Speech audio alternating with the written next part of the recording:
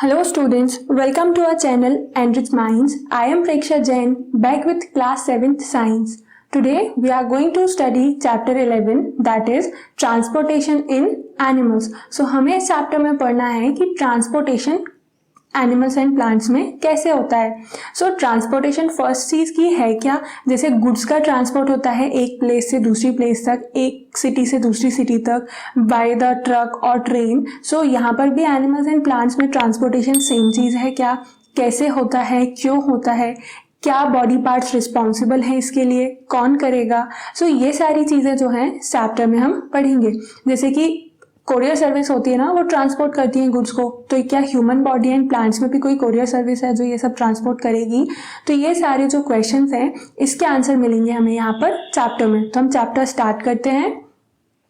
You have learned earlier that all organisms need food, water and oxygen for survival. So आपने earlier classes में 6th में 5th में and even इस 7th class में भी आगे के कुछ चैप्टर्स में पढ़ा हुआ है कि ऑर्गेनिजम्स को क्या है, फूड वाटर की रिक्वायरमेंट होती है एंड ऑक्सीजन तो अटमोस्ट इम्पॉर्टेंट है सर्वाइवल के लिए, बहुत ज़्यादा इम्पॉर्टेंट है. They need to transport all these to various parts of their body. And ऐसा नहीं है कि ये जो फूड वाटर एंड ऑक्सीजन है ये बॉडी के सिर्फ किसी एक पार्ट के लिए रिक्वायर्ड हो, फॉर एग्जांपल सिर्फ ब्रेन के लिए रिक्वायर्ड हो, या फूड जो है वो सिर्फ स्टमक के लिए रिक्वायर्ड हो. सारे ही जो चीज़ें हैं ना ये पूरी ही बॉडी के लिए रिक्वायर्ड हैं एंड इम्पॉर्टेंट हैं. Further, animals need to transport waste to parts from where they can be removed. And animals को क्या करना पड़ता है, जो यूजफुल पार्ट है उसको यूटिलाइज करके जो वेस्ट प्रोडक्ट्स होते हैं ना जो कि बॉडी के लिए इम्पॉर्टेंट नहीं है उसको बॉडी के ऐसे पार्ट तक लेके जाना होता है जहाँ से वो वेस्ट के फॉर्म में रिमूव हो जाए. Have you wondered how all this is achieved? So क्या आपको पता है कि ये कैसे अचीव होता है? क्या कभी सोचा ऐसे कि कैसे ये सारी प्रोसेस होती है, कैसे ट्रांसपोर्ट होता है, कैसे वेस्ट रिमूव होता है? Look at figure 11.1. So 11.1 figure में क्या दिया हुआ है, सर्कुलेटरी सिस्टम. सो यहाँ पर नीचे एक इंस्ट्रक्शन दिया हुआ है, एक इंफॉर्मेशन है. Arteries are shown in red colour and veins in blue. So आपने कई बार बॉडी के आउटसाइड स्किन से भी दिखता है ग्रीन कलर की वेन्स दिखती हैं, तो वो ग्रीन कलर की जो कैपिलरीज दिखती हैं वो क्या है, वेन्स है. जैसे यहाँ पर देखो ये पूरी ही बॉडी में डिस्ट्रीब्यूटेड है आर्टरीज एंड वेन्स. तो रेड कलर के क्या हो गए, आर्टरीज एंड ब्लू कलर की है वेन्स. यहाँ पर सेंटर में ये जो है ये है हार्ट जो कि सर्कुलेटरी सिस्टम का मेन पार्ट है. फाइन, यहाँ पर हम कंटिन्यू करते हैं. They function to transport substance and together form the circulatory system. So ये जो कैपिलरीज हैं, ये जो नेटवर्क है पूरा, उसका फंक्शन क्या है, ट्रांसपोर्ट करना सब्सटेंस का, एंड ये कंबाइन होके क्या फॉर्म करते हैं, एक सर्कुलेटरी सिस्टम का फॉर्म करते हैं. In this chapter, you shall learn about transport of substance in animals and plants. So इस चैप्टर में हम ट्रांसपोर्ट किनके में पढ़ेंगे, एनिमल्स में एंड प्लांट्स में. सो सबसे पहले टॉपिक आता है क्या, सर्कुलेटरी सिस्टम. तो सर्कुलेटरी सिस्टम क्या होता है, बॉडी का वो सिस्टम जो कि ट्रांसपोर्टेशन में इन्वॉल्व है, जैसे कि ब्लड का ट्रांसपोर्ट है, न्यूट्रिएंट्स का ट्रांसपोर्ट कर रहा है. तो ये सारे जो ट्रांसपोर्टेशन हो रहा है from all the parts of body to heart and from heart to all the parts of body. So ये जो ट्रांसपोर्ट हो रहा है ना ब्लड का, वो क्या है, सर्कुलेटरी सिस्टम है. सो सर्कुलेटरी सिस्टम का सबसे फर्स्ट जो पार्ट आता है वो क्या है, ब्लड. सो हम पढ़ते हैं ब्लड के बारे में. ब्लड सबको पता तो है रेड कलर का होता है, अगर कभी भी इंजरी हो जाती है तो रेड कलर का सब्सटेंस या फ्लूइड जो बाहर आता है वो क्या है, ब्लड. सो और डिटेल में पढ़ते हैं हम ब्लड के बारे में.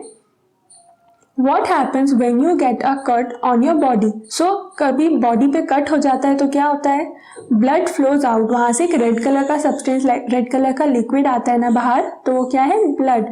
But what is blood, but blood है क्या. सो यहाँ पर आंसर दिया हुआ है, blood is the fluid which flows in blood vessels. तो ब्लड क्या है, एक फ्लूइड है जो कि ब्लड वेसल्स में फ्लो कर रहा है.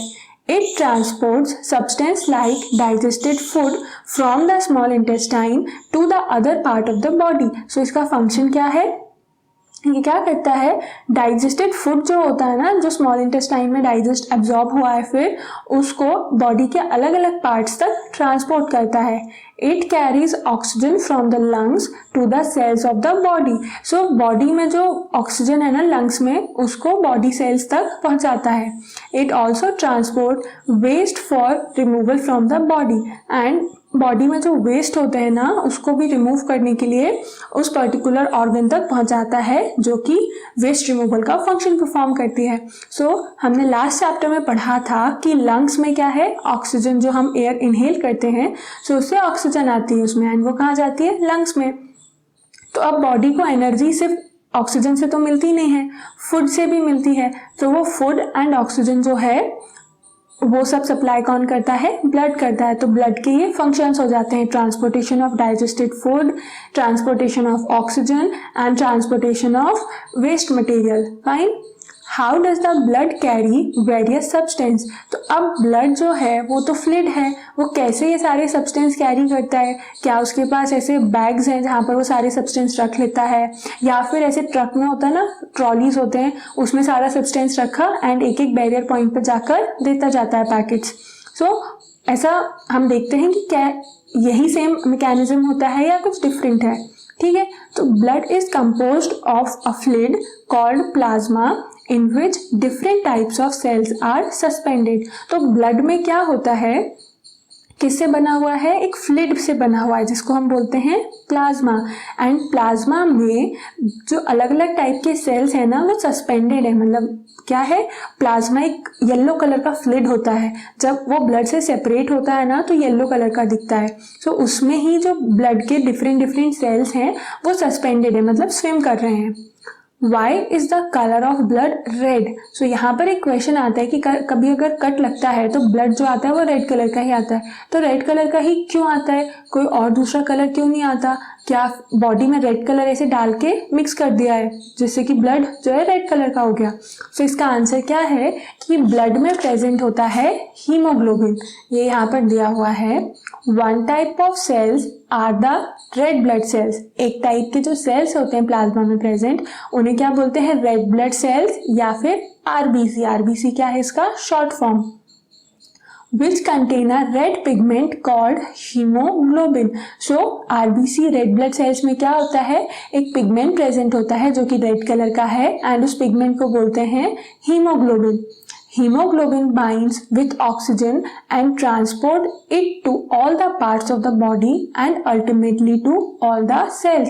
तो हीमोग्लोबिन क्या करता है, ऑक्सीजन के साथ बाइंड करता है एंड ऑक्सीजन को बॉडी के अलग अलग पार्ट्स में जो सेल्स हैं वहां तक पहुंचाता है. सो हीमोग्लोबिन के बारे में हम और देखें तो हीमोग्लोबिन क्या है, एक कॉम्प्लेक्स सब्सटेंस है. कॉम्प्लेक्स मतलब कि थोड़ा सा साइज में भी बड़ा होता है. एंड इसमें हीम वर्ड जो आया है ना, HAEM, तो ये पता है किस लिए आया है, क्योंकि ये वर्ड रिलेटेड है आयरन से. हीमोग्लोबिन में आयरन प्रेजेंट होता है. तो कभी आपने एक डिसीज का नेम अगर सुना हो एनीमिया, तो एनीमिया कब होती है, जब ब्लड में आयरन की डेफिशिएंसी हो जाती है. दैट मीन्स कि ब्लड में जब हीमोग्लोबिन की डेफिशिएंसी हो जाती है तो लेस ब्लड फॉर्मेशन होता है, तो उस कंडीशन में डिसीज होती है क्या, एनीमिया. तो फाइन, यहाँ पर हमने देखा कि रेड ब्लड सेल्स जो है उनमें रेड पिगमेंट होता है, उसे बोलते हैं हीमोग्लोबिन. हीमोग्लोबिन का फंक्शन क्या है, ऑक्सीजन का ट्रांसपोर्ट करना. It will be difficult to provide oxygen efficiently to all the cells of the body without hemoglobin. So अगर हीमोग्लोबिन नहीं होगा ना तो ऑक्सीजन को एफिशिएंटली ट्रांसफर करना इतना इजी नहीं होगा, बहुत डिफिकल्ट हो जाएगा. सारी बॉडी तक और सारी बॉडी के पार्ट्स तक ऑक्सीजन फिर नहीं पहुंचेगा.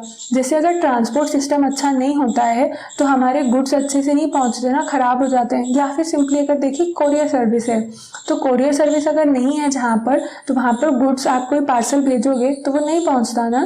तो वैसे ही यहाँ पर है, अगर हीमोग्लोबिन नहीं होगा तो ऑक्सीजन जो हमें पहुँचानी है सेल्स के पार्ट तक वो नहीं पहुँचेगा.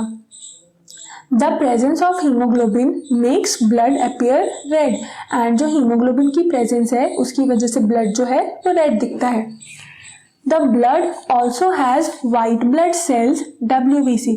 ब्लड में आरबीसी रेड ब्लड सेल्स होते हैं, साथ साथ क्या होता है, वाइट ब्लड सेल्स भी होते हैं जिनको बोला हुआ है WBC, which fight against germs that में एंटर अवर बॉडी। सो ये वाइट ब्लड सेल्स किसकी तरह वर्क करता है, एक हमारी बॉडी के अंदर क्या होगी, आर्मी होती है, जो पुलिस वाले होते हैं वो क्या हो गए, वाइट ब्लड सेल्स, जो कि जर्म से फाइट करते हैं। बूझो fell down while playing a game and his knee got injured। तो बूझो क्या हुआ, प्ले करते करते गिर गया एंड उसकी नी में इंजरी हो गई। नी क्या हो जाता है, लेग में जो जॉइंट होता है ना, जो फोल्डेबल है, वो क्या है, knee joint. Blood was coming out from the cut. तो जो कट लगा था, उसको इंजरी हुई, वहां से ब्लड आने लगा। आफ्टर सम टाइम ही notice that bleeding had stopped and a dark red clot had plugged the cut. So उसने थोड़ी देर बाद क्या नोटिस किया, यहाँ पर एक चीज देखो आप, बूझो गिर गया खेलते खेलते एंड वो अपने पेरेंट्स के पास नहीं गया।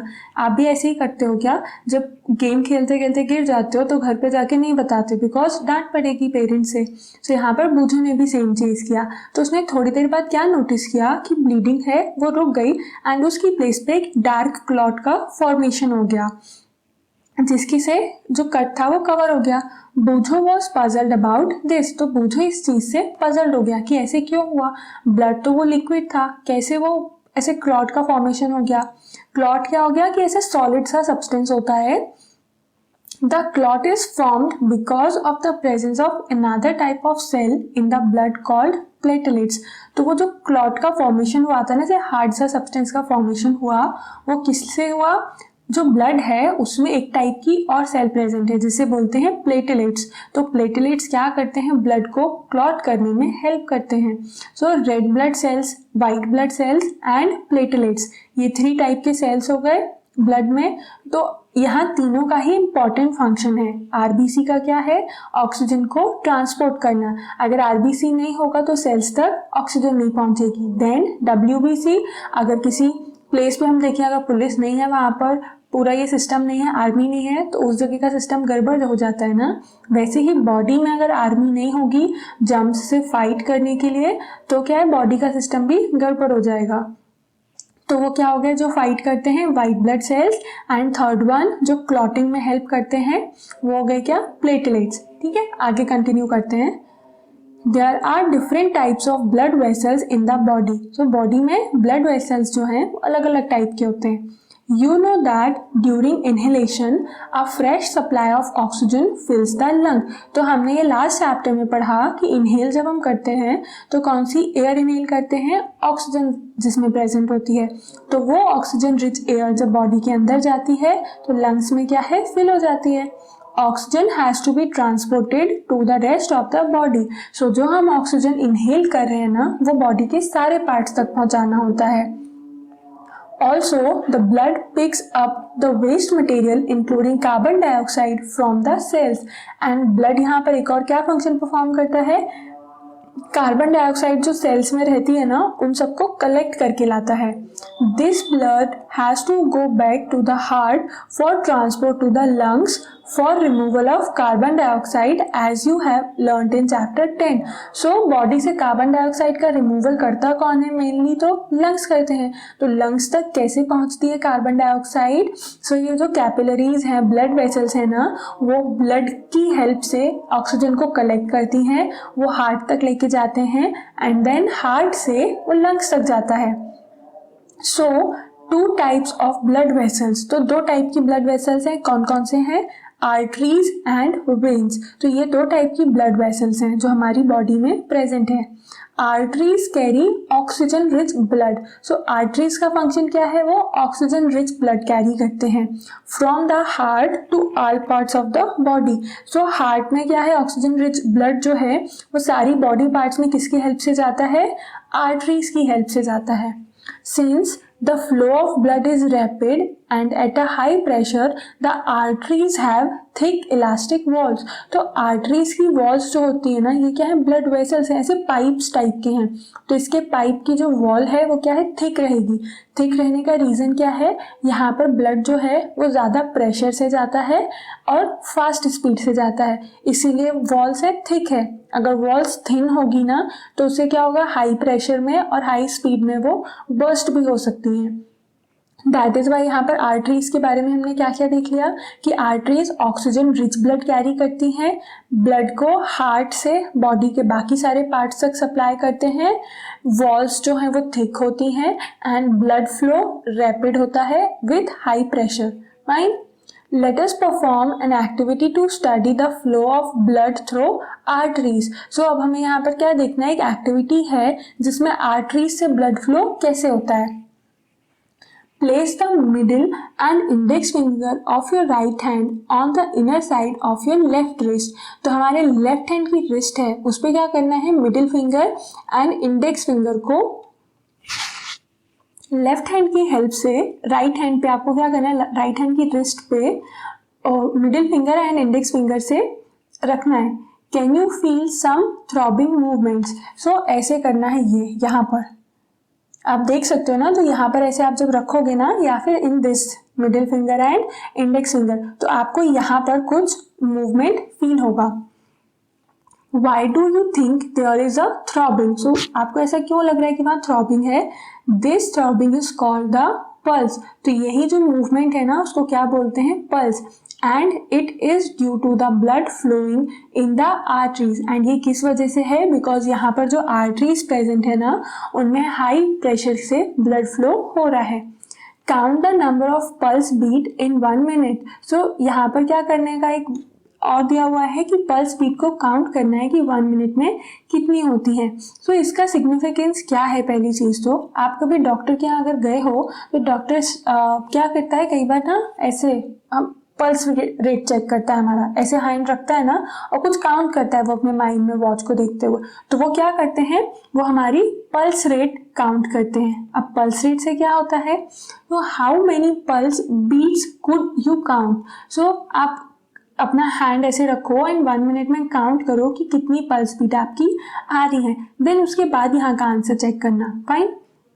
The number of beats per minute is called the pulse rate. तो 1 मिनट में जितनी भी ये बीट्स आएंगी ना आप जो फील कर पाओगे वो क्या होता है, pulse rate. A resting person usually has a pulse rate between 72 and 80 beats per minute. Generally क्या है, 1 मिनट में जो पल्स रेट है वो कितना हो जाता है, 72 या 80. दैट मीन्स कि आप 1 मिनट वॉच में देखोगे एंड पल्स रेट को काउंट करोगे तो आपकी पल्स रेट कितनी आएंगी, 72 to 80 इनके बीच में. एंड 1-2 कम ज़्यादा हो सकता है. ये कौन सी कंडीशन है, रेस्ट कंडीशन है. पर जब हैवी एक्सरसाइज करते हैं उस कंडीशन में पल्स रेट इंक्रीज हो जाता है. Find other places in your body where you can feel the pulse rate. And body के और कौन से पार्ट हैं ये आप ऑब्जर्व करना है जहाँ पर पल्स रेट आप फील कर सकते हो. Record your own pulse beat per minute and those of your classmate. Insert the values you obtain in class in table 11.1 and compare them. तो क्या करना है आपको, अपनी पल्स बीट को या और अपने क्लासमेट्स की पल्स बीट को यहाँ पर मेजर करना है एंड उसको टेबल में फिल करना है. 11.1 टेबल दी हुई है. एंड इन केस अगर आपको नहीं समझ आ रहा है कि कैसे रिस्ट पे अपनी फिंगर्स रखना है तो आप यहाँ पर फिगर में भी दिया हुआ है 11.2 में पल्स इन द रिस्ट ऐसे रख के काउंट करना है. उसके बाद है वेन्स. तो हमने 2 टाइप के ब्लड वेसल्स पढ़े, आर्टरीज एंड वेन्स. तो आर्टरीज के बारे में पढ़ लिया, अभी है क्या वेन्स के बारे में. Veins are vessels which carry carbon dioxide rich blood from all parts of the body back to the heart. तो veins का फंक्शन क्या है, जो बॉडी के सारे पार्ट्स हैं ना वहाँ से जो कार्बन डाइऑक्साइड रिच ब्लड है उसको कलेक्ट करना एंड हार्ट तक पहुँचाना. Just opposite to arteries. Arteries क्या कर रहे थे, कार्बन रिच ब्लड कैरी कर रहे थे. तो वेन्स क्या करते हैं, आर्टरीज क्या करते थे, oxygen rich blood. And veins क्या कैरी करते हैं, carbon dioxide rich blood. Then उसके बाद आर्टरीज का फंक्शन क्या था, ब्लड को लेके जा रहे हैं हार्ट से बाकी सारे पार्ट्स तक. बट वेन्स क्या करते हैं, ब्लड को बॉडी के पार्ट से लेके हार्ट तक लेके जाते हैं. The veins have thin balls. Arteries में क्या थी, थिक वॉल्स एंड वेन्स की होती हैं थिन बॉल्स. अब वेन्स में एक और चीज क्या है, there are valves present in veins which allow blood to flow only toward the earth. तो veins में क्या है, valves present होते हैं, ओपनिंग जो बोल सकते हैं ना जिसको, जिसमें छोटा सा गेट भी होता है, इस टाइप से प्रेजेंट होते हैं जो क्या करते हैं, जो ब्लड का मूवमेंट हो रहा है ना हार्ट तक, तो वो एक ही डायरेक्शन में रखते हैं। ऐसे दोनों बोथ डायरेक्शन में ब्लड फ्लो नहीं होता। वाल्व्स होती हैं तो एक बार वहां से ब्लड निकला एंड उस बैरियर को क्लोज कर देते हैं, एंड फिर जब तक ब्लड हार्ट तक नहीं पहुंच जाता है तब तक वो वेल्व पैक ही रहते हैं, जिससे कि ब्लड का जो फ्लो है वो एक ही डायरेक्शन में रहे।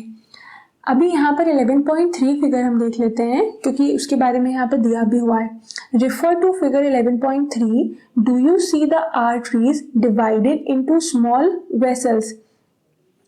तो यहाँ पर 11.3 में ये जो आर्टरीज या फिर वेन्स हैं उसको आप स्मॉलर डिविजन्स में ब्रेक डाउन हुए देख सकते हैं ना हम।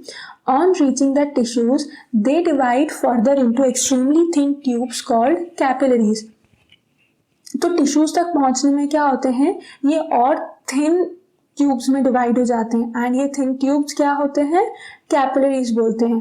The capillaries join to form veins which empty into the heart. And यहाँ से आर्टरी आई, कैपिलरीज में डिवाइड हुई, एंड ये अगेन जॉइन हो गए, किसका फॉर्मेशन कर लेते हैं, वेन तक, जो कि ब्लड को हार्ट तक पहुंचाता है। सो यहाँ पर डायग्राम हम देखते हैं। अब ये देखो लंग्स है, लंग्स हमने लास्ट चैप्टर में पढ़ा, एंड उसके बाद क्या है, ये हार्ट है। सो हार्ट ऑलमोस्ट आप जो ड्रॉ करते हो हार्ट शेप, ये जो आप बचपन से ऐसे देखते आ रहे हो, हार्ट के बारे में बात की जाती है तो ये थोड़ा वैसा सिमिलर दिख रहा है। बट अभी हम नेक्स्ट पेज पे जब हार्ट का ओरिजिनल स्ट्रक्चर देखेंगे तब आपको पता चलेगा कि हार्ट जो है वो ऐसा नहीं होता है बिल्कुल भी। सो यहाँ पे हार्ट से जो प्योर ब्लड है वो आर्टरीज की हेल्प से, ये एरो डिनोट कर रहा है, आर्टरीज की हेल्प से कहाँ गया, ब्लड की बॉडी की जो सेल्स हैं, एंड बॉडी सेल्स में जो ऑक्सीजन रिच ब्लड था वो पहुंचा। उसके बाद जो सेल्स में कार्बन डाइऑक्साइड रिच ब्लड था ना, वो वापस कौन लेके जाता है, वेन्स, एंड वो हार्ट तक पहुंचती है। देन हार्ट से क्या कर रहा है, पल्मोनरी आर्टरी जो है उस ब्लड को लंग्स तक लेके जा रहा है। अभी अगर आप फिगर में एक चीज ध्यान दो और यहाँ का आपने पढ़ा हुआ ध्यान से सुना है, तो आर्टरीज क्या कर रहे हैं, ऑक्सीजन रिच ब्लड कैरी कर रहे हैं, एंड वेन्स क्या करते हैं, carbon dioxide rich blood transfer करते हैं। और हमने तो ये देखा ना कि arteries transfer pure blood and veins transfer impure blood. So यहाँ पर अगर आप देखो तो हार्ट से जो लंग में ब्लड जा रहा है वो भी तो इम्प्योर ही है, क्योंकि ये वेन्स यहाँ तक लेके गई, लंग्स तक फिर जा रहा है, बट ये फंक्शन तो पल्मोनरी आर्टरी परफॉर्म कर रहे हैं। तो हम क्या बोल सकते हैं कि all arteries accept pulmonary artery carry pure blood, and all veins except pulmonary veins carry impure blood। यहाँ पर जो भी इस चीज से कंफ्यूज, आपको भी कंफ्यूजन क्रिएट हो रहा है ना कि डायग्राम में कहीं प्योर इम्प्योर क्या क्या बोले जा रही हूँ मैं, तो यहाँ पर देखो अब आप ध्यान से सुनो, क्योंकि बीच बीच में क्या है ना, इधर उधर अगर हम डिस्ट्रैक्शन होता है तो कई सारी इंपॉर्टेंट बातें नहीं सुनते हो आप लोग।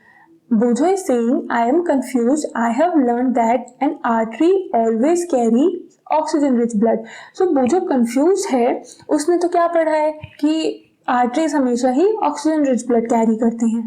तो पहले से एक्सप्लेन कर रही है that pulmonary artery carry blood from the heart, so it is called an artery not a vein। so इसे आर्टरी क्यों बोला है जब ये इम्प्योर ब्लड कैरी कर रही है, क्योंकि ये क्या कर रही है, हार्ट से ब्लड को लेके जा रही है। तो आर्टरी का फंक्शन क्या है, ब्लड को कहाँ से कहाँ लेके जाना है, हार्ट से लेके जाना है। ठीक है, जैसे हमारे घर से लेके जा रहे हैं ना, तो हार्ट क्या हो गया, होम हो गया, तो होम से कुछ भी सामान लेके जाने वाला सब्सटेंस क्या हो जाएगा, आर्टरी। दैट इज वाई यहाँ पर भी इसको आर्टरी नेम दिया है। It carries carbon dioxide rich blood to the lungs, and pulmonary artery क्या करती है, जो कार्बन डाइऑक्साइड रिच ब्लड है उसको लंग्स तक लेकर जाती है। Pulmonary vein carry oxygen rich blood from the lungs to the heart, and pulmonary veins जो हैं वो oxygen rich blood ट्रांसफर करते हैं lungs से heart तक। ठीक है, तो अभी पल्मोनरी आर्टरी एंड वेन के बारे में क्लियर हुआ होगा। देन उसके बाद यहाँ पर एक और इन्फॉर्मेशन है, ब्लड डोनेशन। तो ब्लड डोनेशन क्या है, hundreds of people die due to unavailability of blood. So बहुत सारे लोगों की डेथ इसीलिए हो जाती है क्योंकि उनको प्रॉपर अमाउंट में या फिर टाइम पे ब्लड नहीं मिल पाता है। कई बार एक्सीडेंट्स में कई लोगों में प्रॉपर ब्लड का फॉर्मेशन नहीं होता है। सो अलग अलग रीजंस होते हैं, तो ब्लड की अवेलेबिलिटी ना होने की वजह से उनकी डेथ हो जाती है।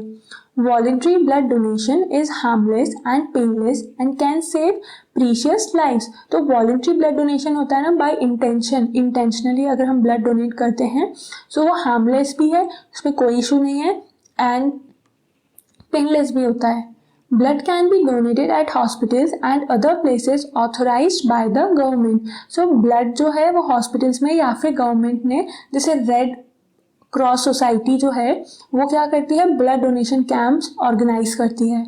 Donated blood are stored with special care in blood banks and ये डोनेटेड ब्लड जो होता है वो ब्लड बैंक में स्टोर हो जाता है. सो यहाँ से एक क्वेश्चन ये अराइज हो सकता है कि अगर हम ब्लड डोनेट कर देंगे तो ऐसा तो नहीं है कि हमारी बॉडी में कम बचेगा ब्लड. सो इसका आंसर होगा नो, बिकॉज जनरली एक यूनिट ब्लड जो है 1 यूनिट ब्लड में सिर्फ 350 ml ब्लड ही लिया जाता है एक बार में. उसके अलावा जो आरबीसीज है ना वो रीजनरेट होती जाती हैं. मतलब ऐसा नहीं है कि एक बार अगर ब्लड निकाल लिया तो दूसरी बार तो आरबीसी बनेगी ही नहीं. ब्लड में ये जो आरबीसी, डब्ल्यूबीसी एंड प्लेटलेट्स हैं इनका फॉर्मेशन होता रहता है. दैट इज़ वाई ब्लड अगर किसी को डोनेट करते हैं उसमें कोई भी इशू नहीं है, कोई भी प्रॉब्लम नहीं है. अब नेक्स्ट टॉपिक आता है हार्ट.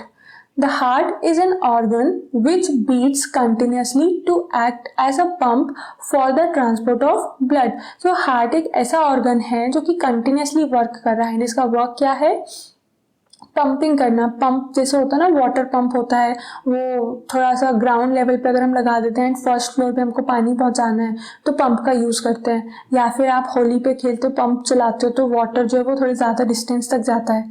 तो पंप यहाँ पर आ गया. हार्ट का जो पंप है वो कंटिन्यूसली वर्क कर रहा है एंड ब्लड को ट्रांसपोर्ट करता है in all directions which carries other substance with in it. And उसमें क्या है, कुछ अदर सब्सटेंसेज भी प्रेजेंट होते हैं. जैसे हम नेक्स्ट पेज पे जब हार्ट का डायग्राम और डिटेल में आएगा तब आप समझ पाओगे. Imagine a pump working for years without stopping. So ऐसा कहीं भी कोई पंप है क्या जो बहुत सालों से वर्क कर रहा है एंड स्टॉप नहीं हुआ है अभी तक. सो वो पंप कौन सा है, हमारा हार्ट. Absolutely impossible. सो ऐसा कोई और दूसरा पंप तो नहीं है except our heart. Yet our heart works like a pump non stop. But हमारा हार्ट जो है वो एक नॉन स्टॉप पंप की तरह वर्क करता है. Late us now learn about the heart. तो अब हम देखते हैं हार्ट के बारे में. The heart is located in the chest cavity with its lower tip slightly tilted towards the left. So heart की लोकेशन क्या है, कहाँ है, चेस्ट कैविटी में है. एंड चेस्ट कैविटी में भी कैसे है कि इसका जो लोअर एंड है ना वो थोड़ा सा टिल्टेड है लेफ्ट साइड पर. ये देखो लोअर एंड है वो लेफ्ट साइड पर टिल्टेड है. Hold your fingers inward on your palm that makes your fist. तो अपने फिंगर्स को ऐसे रोल करना है जैसे एक फिस्ट का फॉर्मेशन हो. तो यही शेप होता है एंड साइज होता है जनरली एक हार्ट का. योर हार्ट इज रफली the size of your fist. तो हमारा हार्ट का जो साइज है ना वो हमारे इस फिस्ट के बराबर ही होता है almost. What will happen if the blood rich in oxygen and the blood rich in carbon dioxide mix with each other? So यहाँ पर दिया हुआ है कि अगर हम कार्बन डाइऑक्साइड एंड ऑक्सीजन को मिला दें तो क्या कंसीक्वेंस होगा. मतलब दोनों ही क्या है, गैसेज हैं, तो बॉडी में मिल भी जाए तो क्या प्रॉब्लम हो सकती है उससे. एटमॉस्फेयर में भी तो साथ साथ है ही ना oxygen and carbon dioxide, but हमारी बॉडी में क्या हो जाता है. To avoid this from happening the heart has 4 chambers. तो इसको कंट्रोल करने के लिए हार्ट में 4 चैम्बर्स होते हैं. The 2 upper chambers are called the atria. And जो ऊपर के चैम्बर्स हैं ना, जैसे ये दोनों हैं, इनको क्या बोलते हैं, एट्रिया या फिर atrium. And the two lower chambers are called the ventricles.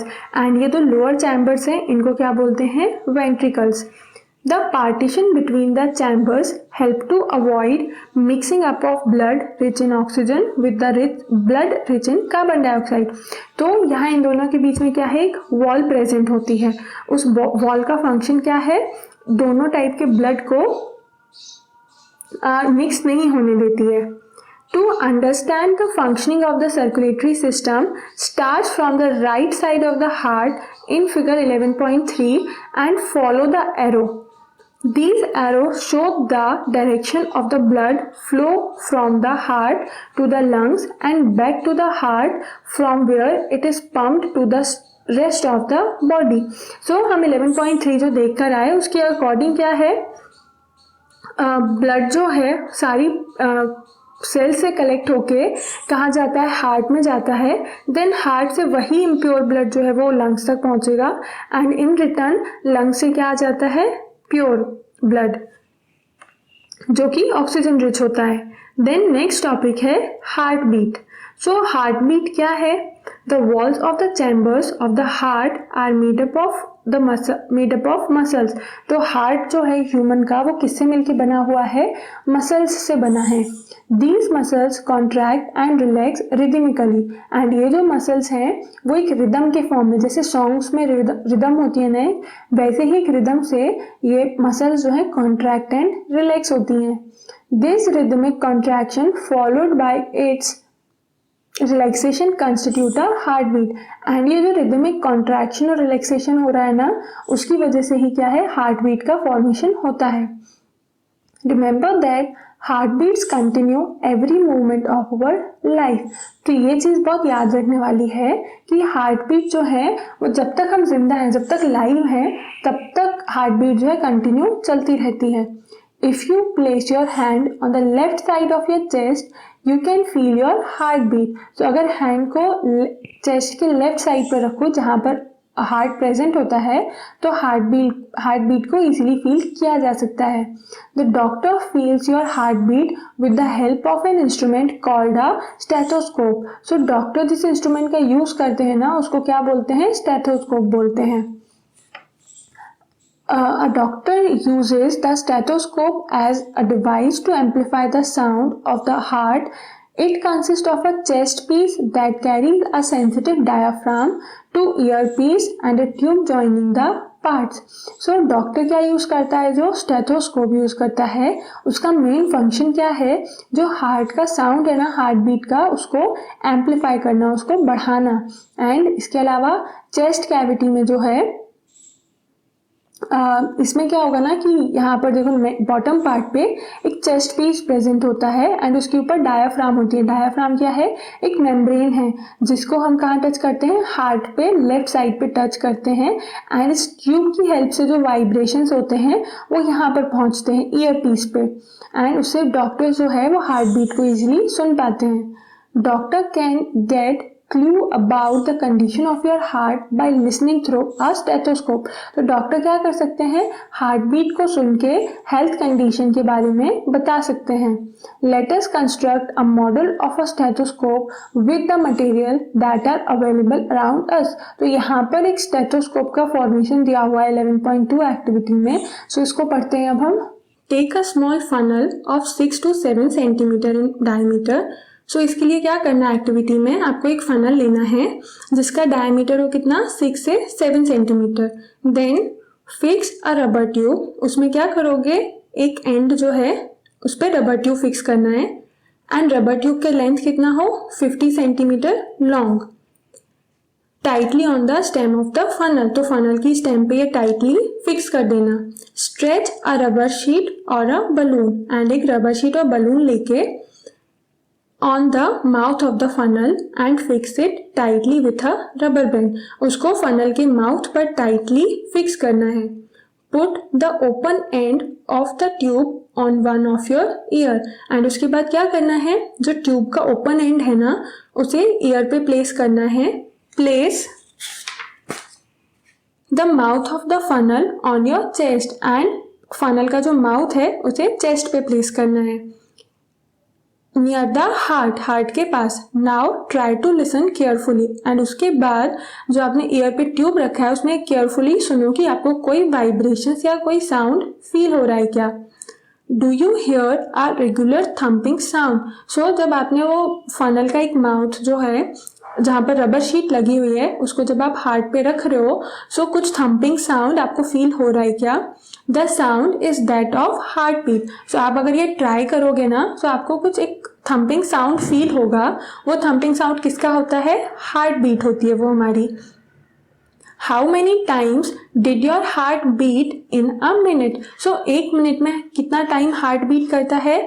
Count again after running for 4-5 minutes. So ये काउंट करना है 4-5 मिनट्स भाग के भी। कंपेयर योर ऑब्जर्वेशन, देन उसके बाद ऑब्जर्वेशन कंपेयर करना है। एक तो रेस्ट वाली कंडीशन में जब आप आराम से बैठे हुए हो उस टाइम पे हार्ट बीट कितना आया 1 मिनट में, एंड दूसरा कब काउंट करना है, प्लेइंग के बाद या फिर कोई भी फिजिकल एक्टिविटी के बाद जो हार्ट बीट में चेंज होगा वो ऑब्जर्व करना है। Record your pulse rate and heartbeat and that of your friend while resting and after running and record in table 11.2. So जो table 11.2 है ना वहाँ पर ये डिटेल्स फिल करना है। आप अपने और अपने फ्रेंड्स की पल्स रेट और हार्ट बीट को काउंट करके मेजर करके वहाँ पर नोट डाउन करना है, रिकॉर्ड करो एंड नोट डाउन करो। Do you find any relationship between your heartbeat and pulse rate? So दोनों चीज़ों में कोई डिफरेंस है क्या जो हार्टबीट एंड पल्स रेट है? तो यहाँ पर एक लाइन दी हुई है जिससे हमें ये चीज़ समझ आ जाएगी। So each heartbeat generate 1 pulse in the arteries and the pulse rate per minute indicate the rate of heartbeat. So हर एक हार्टबीट से क्या है, एक पल्स जनरेट होती है आर्टरीज में। सो हार्टबीट आप कब कैसे मेजर करते हो, स्टेथोस्कोप को चेस्ट पे हार्ट के पास रख के। सो हार्टबीट ऐसे मेजर करी एंड ये क्या कैसे जनरेट होती है, क्या जनरेट करती है, एक पल्स जनरेट करती है आर्टरीज में। एंड जो पल्स रेट होता है पर मिनट, मतलब कि 1 मिनट में कितनी पल्स आएंगी, वो क्या होता है, क्या इंडिकेट करता है, हार्ट बीट का रेट इंडिकेट करता है। दैट मीन्स कि पल्स रेट और हार्ट बीट क्या है, इंटरकनेक्टेड है। The rhythmic beating of the various chambers of the heart maintains circulation of blood and transport of substance to the different parts of the body. So ये जो rhythmic beating होती है ना, heart beat आती है जो, वो किसकी वजह से हो रहा है, जो हार्ट के चैम्बर्स हैं, ऑरिकल्स एंड वेंट्रिकल्स, उसकी वजह से होता है। एंड उसमें सिर्फ ऐसे ही वो हार्ट प्लेस्ड है, सिर्फ ऐसे नॉर्मल साउंड आ रहा है या फिर कुछ और भी होता है वहाँ पर। तो हार्ट के जो चैम्बर्स में ट्रांसपोर्टेशन हो रहा है ना डिफरेंट सब्सटेंस का, उसकी ही वजह से ये जो साउंड्स हैं वो डेवलप होते हैं एंड वो रिदमिक बीटिंग जो है उससे ही प्रोसेस होती है। बूझो wonders if sponges and hydra also have blood. तो बूझो के माइंड में एक क्वेरी है कि स्पॉन्जेस एंड जो हाइड्रा होते हैं उनमें भी क्या ब्लड होता है। So animal such as sponges and hydra do not possess any circulatory system. So sponges और हाइड्रा जो एनिमल्स है ना, ये क्या है, माइक्रोस्कोपिक ऑर्गेनिजम्स ही हैं जनरली, ये आपको नेकेड आई से बहुत कम देखने मिलते हैं। The water in which they live brings food oxygen as it enters their body. So क्या है, तो वाटर जो होता है ना वो उनकी बॉडी में फूड एंड ऑक्सीजन का सप्लाई करता है। The water carries away waste material and carbon dioxide as it moves out. So water क्या करता है, फूड सब्सटेंस को ट्रांसफर भी करता है बॉडी तक एंड वेस्ट प्रोडक्ट है उसको रिमूव भी करने में हेल्प करता है। Thus, these animals do not need a circulatory fluid like the blood. That is why ये जो ऑर्गेनिजम्स होते हैं ना, एनिमल्स होते हैं, इनमें सर्कुलेटरी फ्लूइड की ज़रूरत नहीं होती है। अब हाइड्रा का स्ट्रक्चर हमें हायर क्लासेस में और आएगा जहाँ पर आप हाइड्रा और स्पॉन्जेस के बारे में और पढ़ेंगे हम डिटेल में। Let us now learn about the removal of waste other than the carbon dioxide. So अब हम क्या देखेंगे, कार्बन डाइऑक्साइड तो लंग्स से रिमूव हो गई, बट बॉडी में और भी तो वेस्ट प्रोडक्ट्स होंगे ना, वो कैसे रिमूव होते हैं तो वो हम नेक्स्ट टॉपिक में पढ़ेंगे। उससे पहले हार्ट का जो डायग्राम है ना वो उसको हम देख लेते हैं, हार्ट के जो सेक्शंस हैं। सो सेक्शंस ऑफ ह्यूमन हार्ट, सबसे फर्स्ट हम यहाँ से क्या करते हैं, एओर्टा। सो एओर्टा क्या है, आर्टरी ही है, जो लार्जेस्ट आर्टरी होती है ना उसको बोलते हैं एओर्टा। देन उसके बाद है पल्मोनरी आर्टरी। तो पल्मोनरी आर्टरी का फंक्शन क्या है, ब्लड को हार्ट से लंग्स तक लेके जाती है। देन उसके बाद क्या है, पल्मोनरी वेन। तो पल्मोनरी वेन का फंक्शन क्या है, लंग्स से हार्ट तक ब्लड को लेके आना। देन उसके बाद लेफ्ट एट्रियम। तो एट्रियम वर्ड जो है वो सिंगुलर के लिए यूज किया है, बट अगर दोनों को कंबाइन बोलोगे तो क्या बोलेंगे हम, एट्रिया या फिर ऑरिकल। तो लेफ्ट एट्रियम जो है वो कहाँ पर है, लेफ्ट साइड पर है प्लस अपर साइड पर है एंड लेफ्ट वेंट्रिकल जो क्या है वो लोअर साइड पर है। देन ये जो बीच में वॉल दिख रही है ये क्या हो गई, मस्कुलर वॉल। यहाँ पर देखते हैं अब क्या है, ये राइट वेंट्रिकल हो गया। Then partition completely separating the two halves, तो ये जो दोनों पार्ट हैं इनको डिवाइड कर रहा है ये मस्कुलर वॉल। देन यहाँ पर क्या है, right atrium and then vena cava. Vena cava क्या है, लार्जेस्ट वेन जो होती है ना वो वेना केवा है एंड लार्जेस्ट आर्टरी जो होती है वो एओर्टा है। फाइन। तो यहाँ पर हार्ट की फंक्शनिंग, कैसे ब्लड फ्लो हो रहा है, डायग्रामेटिकली भी हमने देखा। अब नेक्स्ट टॉपिक है एक्सक्रीशन इन एनिमल्स। तो एक्सक्रीशन इन एनिमल्स पढ़ते हैं। Recall how carbon dioxide is removed as waste from the body through the lungs during exhalation. So body से exhalation की process में carbon dioxide तो remove हो जाती है। Also recall that the undigested food is removed during egestion, and जो undigested food होता है वो क्या है, इजेशन की प्रोसेस से रिमूव होता है। ये सेकेंड चैप्टर में थोड़ा सा आया था इसके बारे में। Let us now find out how other waste material are removed from the body. So बाकी के जो वेस्ट मटेरियल्स होते हैं वो बॉडी से कैसे रिमूव होते हैं। सो क्वेश्चन ये आएगा माइंड में कि बॉडी में ऐसा कितना वेस्ट मटेरियल है, क्योंकि हम जो फूड ईट कर रहे हैं या फिर बॉडी में इतने वेरियस टाइप के सॉल्ट्स होते हैं, सारा कुछ तो एब्जॉर्ब नहीं हो जाता है ना। जैसे आपके प्ले गेम्स में आप ऐड करते जाओगे पर एक टाइम तो ऐसा आता है ना कि कुछ टॉयज जो होते हैं वो पुराने हो जाते हैं या कुछ गेम्स जो हैं वो पुराने हो गए तो उनको थोड़े टाइम में अलग कर देते हो। इवन हमारे क्लोथ्स जो होते हैं हमारे वार्डरोब में वो भी क्या है, कुछ टाइम बाद चेंज होते रहते हैं, जो पुराने हो जाते हैं उनको हटा देते हो। तो वैसे ही बॉडी में भी है कि कुछ वेस्ट सब्सटेंस जो है टॉक्सिक हो जाते हैं, किसी यूज के ही नहीं रहते हैं बॉडी के लिए। दैट इज वाई बॉडी उनको रिमूव करती है। You may wonder where these unwanted material come from. So अब ये तो क्वेश्चन आती है ना कि कहाँ से आते हैं unwanted material. When our cell perform their function, certain waste products are released. So ये आंसर है इसका कि जब बॉडी में अलग अलग फंक्शंस परफॉर्म करती है ना सेल, तो उस टाइम पे कुछ वेस्ट प्रोडक्ट्स भी रिलीज होते हैं। These are toxic and hence need to be removed from the body. So ये टॉक्सिक होते हैं इसीलिए बॉडी से रिमूव होना ज़रूरी है। The process of removal of waste produced in the cell of the living organism is called excretion. And ये जो प्रोसेस है ना जिससे रिमूवल होता है वेस्ट प्रोडक्ट का बॉडी से, उस प्रोसेस को बोलते हैं excretion. The parts involve in excretion form the excretory system. And जो इस एक्सक्रीशन की प्रोसेस में पार्ट्स रिस्पॉन्सिबल होते हैं उनको कंबाइनली बोलते हैं एक्सक्रीटरी सिस्टम। सो हमने चैप्टर में स्टार्टिंग में पढ़ा ट्रांसपोर्ट के बारे में कि कैसे फ्लूइड का ट्रांसपोर्ट होता है। अब यहाँ पर है एक्सक्रीशन के बारे में कि कैसे बॉडी से वेस्ट जो है वो रिमूव होता है। सो एक्सक्रीटरी सिस्टम इन ह्यूमंस, तो ह्यूमंस में देखते हैं अब एक्सक्रीटरी सिस्टम क्या है।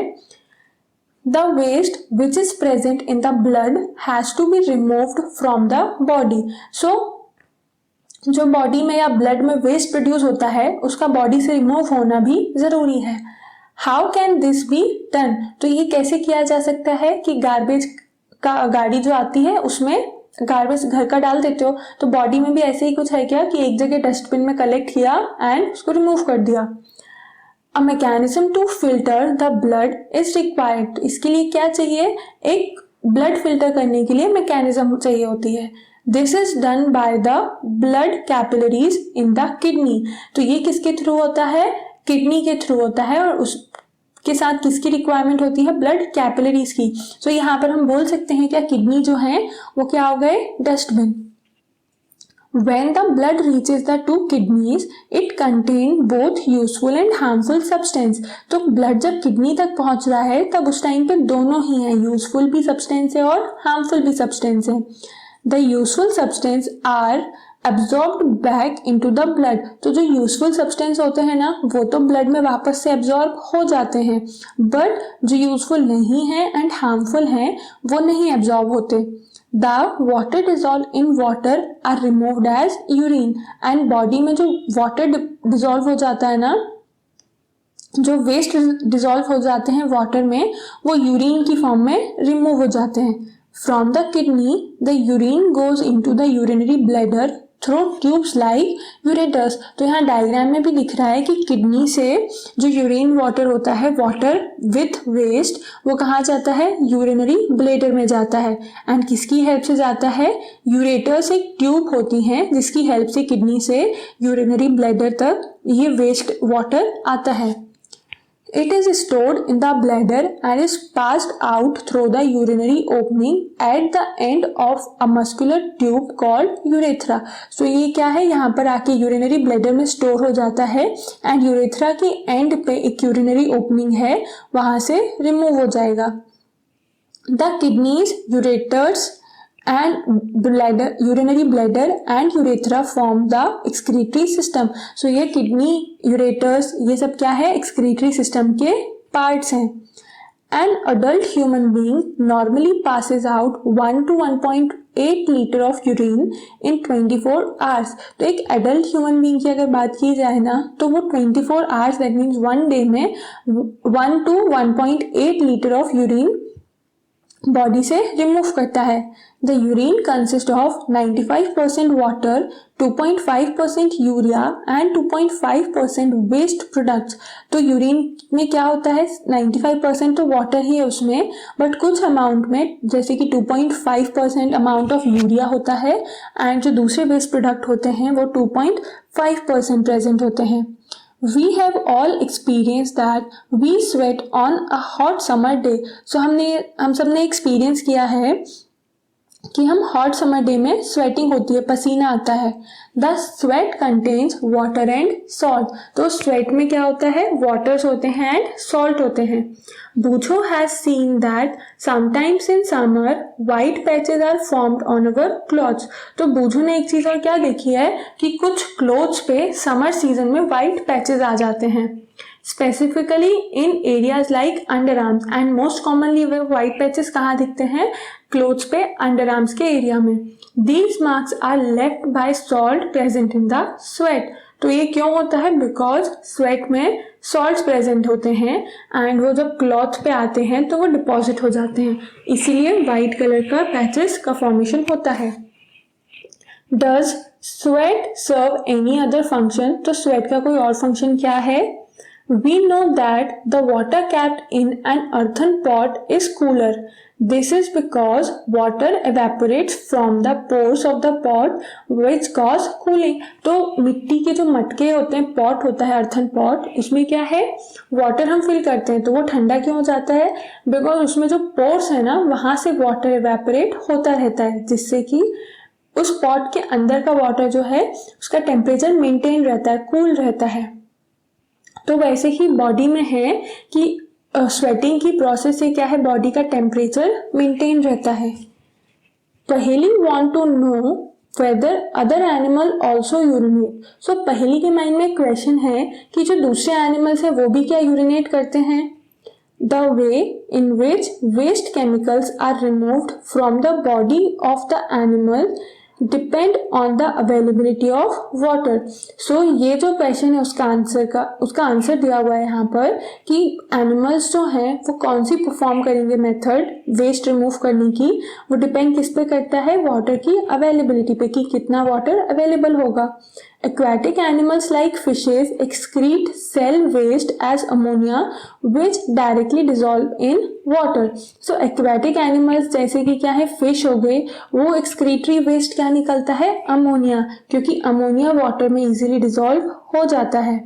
Some land animals like birds, lizards, snakes excrete a semi-solid white colored compound called uric acid. अभी birds, lizard जो हैं ये जनरली वाटर में तो रहते नहीं हैं, स्काई में रहते हैं, कई से जो है वो ड्राई कंडीशंस में रहती हैं लिजार्ड। तो इसमें क्या है? जो एक्सक्रीटरी प्रोडक्ट है वो वाइट कलर कंपाउंड होता है, जो कि क्या है? Uric acid. उसे वाटर की रिक्वायरमेंट नहीं होती।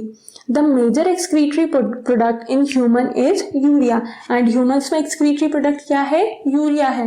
दैट मीन्स कि यूरिन जो होती है उसमें यूरिया प्रेजेंट है। दैट इज वाई बॉडी से वेस्ट का रिमूवल करना बहुत ज़रूरी है। अगर नहीं किया जाएगा तो यूरिया का डिपोजिशन होने से हार्मफुल डिसीजेज भी होती हैं। नेक्स्ट दिया हुआ है Sometimes a person's kidney may stop working due to infection or injury. तो कई बार कई सारे लोगों के साथ होता है, ह्यूमन बीइंग के साथ, कि उनकी किडनी जो है वो वर्क करना बंद कर देती है, फंक्शनिंग जो है उसकी प्रॉपरली नहीं होती as a result of kidney failure, and उससे क्या हो जाता है, किडनी फेलियर होता है. Waste products start accumulating in the blood, and जो वेस्ट प्रोडक्ट होते हैं वो क्या एक्यूमुलेट होने लगते हैं, ब्लड में, क्योंकि ब्लड को प्यूरिफाई कौन कर रहा है, वेस्ट मटेरियल रिमूव करने के लिए किडनी. जब किडनी फेलियर हो गया तो वेस्ट प्रोडक्ट ब्लड में एक्यूमुलेट हो जाएंगे. Such person can not survive unless their blood is filtered periodically through an artificial kidney, and वो लोग तब तक नहीं सर्वाइव कर सकते जब तक कि ब्लड जो है वो फिल्टर ना हो जाए. This process is called dialysis, and इसी प्रोसेस को क्या बोलते हैं, डायलिसिस बोलते हैं. Similarly, when we sweat, it helps to cool our body. So, जैसे स्वेटिंग होती है तो उससे भी क्या होता है, बॉडी में कूल मेंटेन रहती है, कूलिंग. नेक्स्ट टॉपिक है transport of substance in plants.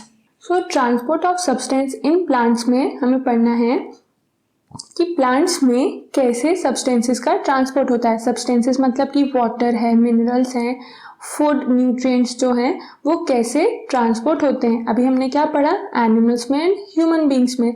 अभी यहाँ पर हम पढ़ेंगे प्लांट्स में. In chapter 1 you learned that plants take water and mineral nutrients from the soil through the roots and transport it to the leaves. तो हमने chapter first में already पढ़ा हुआ है कि प्लांट्स क्या है, वाटर और मिनरल न्यूट्रिएंट्स सॉइल से एब्जॉर्ब करते हैं रूट्स की हेल्प से, एंड उसे बाकी पूरे प्लांट के पार्ट्स में एंड लीव्स में पहुंचा देते हैं. The leaves prepare food for the plant, and leaves क्या प्रिपेयर करती हैं, फूड प्रिपेयर करती हैं प्लांट्स के लिए, using water and carbon dioxide during photosynthesis. तो ये फूड प्रिपरेशन किसकी हेल्प से होता है, कौन सी प्रोसेस रिस्पॉन्सिबल है, फोटोसिंथेसिस प्रोसेस, एंड उसके लिए क्या यूज करते हैं वो, water and carbon dioxide. You also learned in chapter 10 that food is the source of energy and every cell of an organism get energy by the breakdown of glucose. तो हमने chapter 10 में ये भी पढ़ लिया कि फूड जो है वो एनर्जी का बहुत इंपॉर्टेंट सोर्स है. हर एक सेल के लिए फूड की जो है वो बहुत इंपॉर्टेंस है, एंड एनर्जी जो मिलती है वो भी फूड से ही मिलती है. फूड से कैसे, ग्लूकोज ब्रेकडाउन होता है तो उससे एनर्जी मिलती है. The cells use this energy to carry out vital activities of life. So cells क्या करते हैं, उस एनर्जी को यूज कर लेते हैं. किस लिए यूज करते हैं, जो वाइटल एक्टिविटीज हैं, इंपॉर्टेंट एक्टिविटीज हैं लाइफ की, उसको कंप्लीट करने के लिए. Therefore, food must be made available to every cell of an organism. That is why food जो है ना वो हर एक सेल के लिए जरूरी है. Have you ever wondered how water and nutrients absorbed by the root are transported to leaves? So कभी ये चीज़ माइंड में आई, कभी ये वंडर किया कि कैसे वाटर और न्यूट्रिएंट्स जो हैं जो कि रूट से एब्जॉर्ब होते हैं वो लीव्स तक पहुंच जाते हैं. How is the food prepared by leaves carried to the part which cannot make food? And जो फूड लीव्स में प्रिपेयर होता है वो बॉडी के बाकी सारे पार्ट्स में कैसे चला जाता है जहाँ पे फूड नहीं बन रहा है. तो इसमें भी बीच में कोई व्हीकल लगा हुआ है, कोई ट्रक है ट्रांसपोर्टेशन वाला जो कि ये सारा कुछ एक प्लेस से दूसरे प्लेस तक ट्रांसपोर्ट कर रहा है. तो ये हम पढ़ते हैं नेक्स्ट टॉपिक में, जो कि क्या है, transport of water and minerals.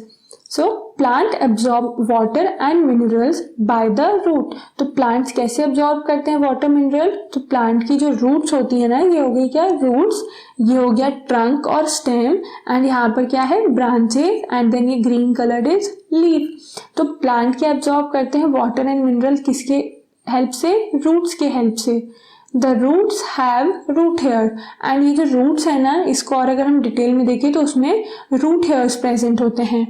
The root hair increases the surface area of the root for the absorption of water. And root hair क्या करते हैं, water absorption के लिए surface area increase कर देते हैं. For the absorption of water and mineral nutrients dissolved in water. The root hair is in contact with the water present between the soil particles। तो root hair जो होते हैं वो किसके कांटेक्ट में रहते हैं? जो सॉइल के बीच में छोटे छोटे स्पेसेस होती है ना, वहां पर वाटर प्रेजेंट होता है, तो उसके कांटेक्ट में आते हैं root hairs and water absorb कर लेते हैं। Can you guess how water moves from the roots to the leaves? What kind of transport system is present in plants? तो क्या ये गैस लगा सकते हो आप कि कैसे वाटर जो है वो रूट्स से लीव्स तक जा रहा है, एंड ये ट्रांसपोर्टेशन जो है वो कैसे हो रहा है? तो ये इसका आंसर पढ़ने से पहले हम बूझो की क्वेरी देखते हैं। बूझो थिंक्स दैट प्लांट में have pipes to transport water to the entire plant like we supply in our homes for the supply of water।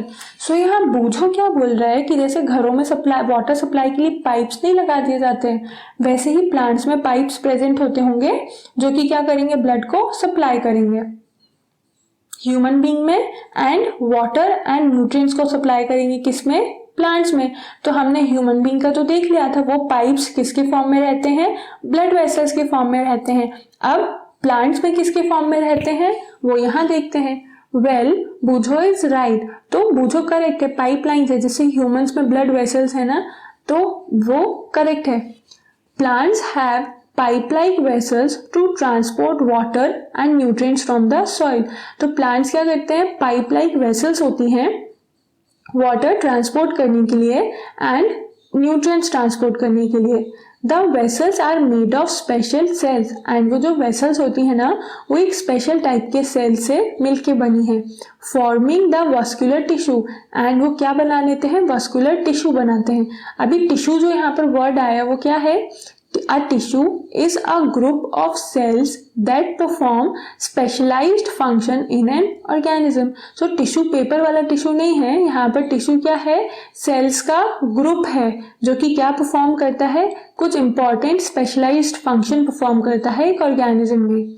The vascular tissue for the transport of water and nutrients in the plant is called the xylem। and जो vascular tissues होते हैं किसके लिए responsible होते हैं? Water and nutrient के transport के लिए रिस्पॉन्सिबल होते हैं, उन्हें क्या बोलते हैं? जाइलम। दैट मीन्स कि प्लांट में जो वाटर एंड मिनरल्स हैं सॉइल से बाकी सारे पार्ट तक जा रहे हैं, वो क्या हो गए? जाइलम।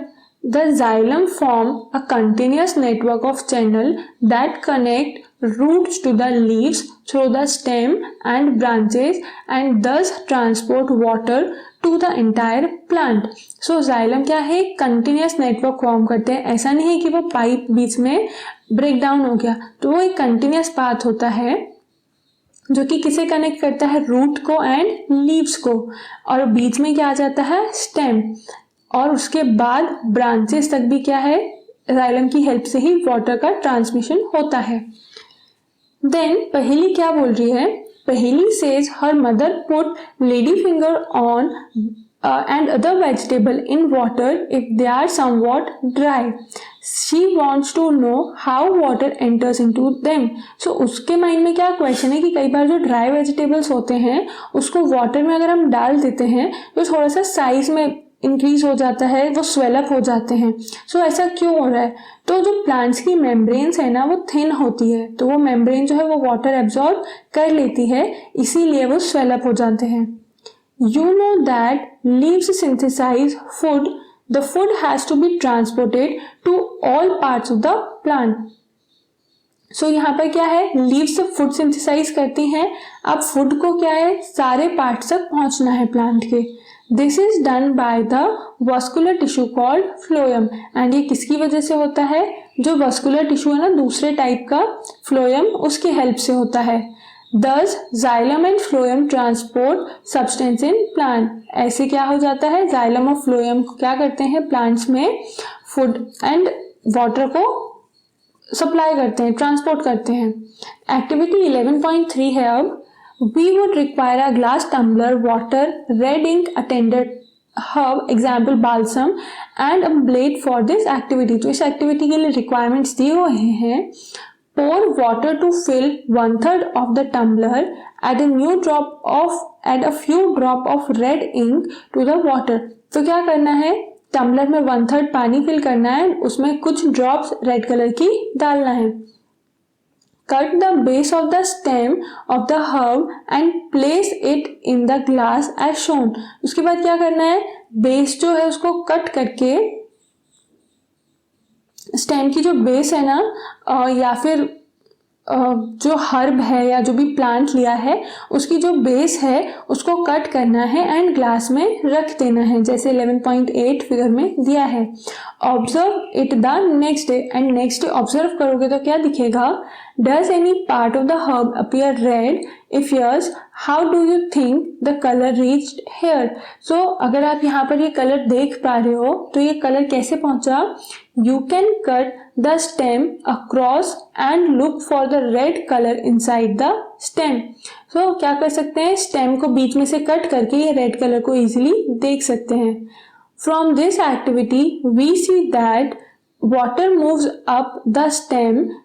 तो इस एक्टिविटी से क्या समझ आया, वाटर जो है वो अपसाइड डायरेक्शन में मूव करता है, ऊपर जाता है। Thus like the red ink mineral dissolve in water also move up the stem, इसलिए वाटर में डिसॉल्व था रेड कलर जो, वो क्या है स्टेम में भी देख पाए स्टेम को कट करने के बाद, एंड वाटर की हेल्प से ही वो क्या हुआ, स्टेम में ट्रांसफर हुआ। Water and minerals go to leaves and other plant parts through narrow tubes xylem inside the stem, and water और मिनरल्स जो है ना वो लीव्स तक पहुंचते हैं प्लांट दूसरे प्लांट पार्ट्स तक, किसकी हेल्प से, जाइलम की हेल्प से।